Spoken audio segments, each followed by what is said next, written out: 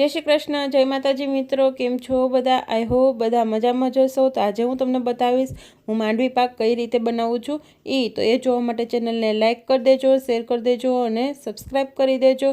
तो चालो आपणे आगळ वधीए। आ लई लीधा छे मैं मांडवीना दाणा, जेने शेकी अने फोतरी उतारी लीधी छे। तो हवे एने आपणे भूको करी लईए। तो जो आपणे सरस मजानो जोतो तो ने एवो झीणो भूको करी लीधो छे मांडवी पाक बनाववा माटे।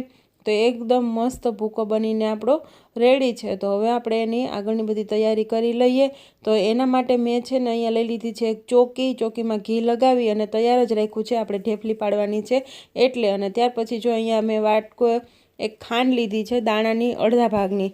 तो एने आपणे एक कढ़ाईमां लई लईए अने एमांथी आ भागनुं आपणे पाणी नाखवानुं छे, खांड डूबी जाय एटલું। तो આપણે ખાંડ ડૂબી જાય એટલું પાણી લઈ લીધું છે અને હવે સરસ રીતે આને મિક્સ કરી અને હલાવી લઈએ। ધીમા ગેસ ઉપર આપણે એને હલાવશું એટલે એકદમ મસ્ત ખાંડ આપણી ધીમે ધીમે ઓગળવા માંડશે। ખાંડ આપણી ઓગળી અને ચાસણી આપણે એક તારવાળી લેવાની છે।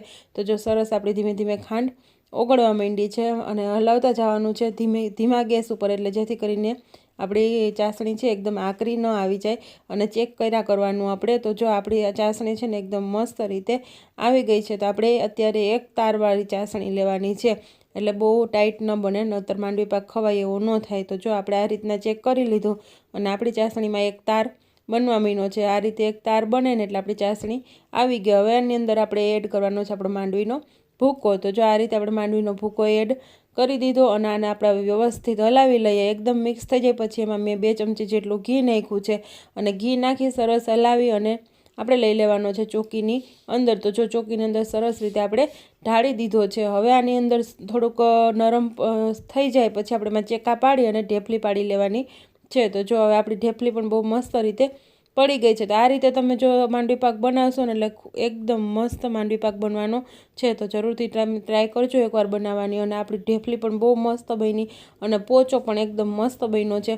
એટલે ખરેખર આવી રીતના એકવાર માંડવી પાકની તમે ટ્રાય કરજો અને જો એકદમ મસ્ત આપણા ઢેફલીના ચોકઠા પણ નીકળવા માંડ્યા છે। તો આ રીતે એકવાર જરૂરથી ટ્રાય કરજો। મોર મિની વ્લોગ જોવા માટે અમારી ચેનલને લાઇક, શેર અને સબસ્ક્રાઈબ કરી દો। મળીએ આપણે આગળના વ્લોગમાં, ત્યાં સુધી બધાને બાય બાય।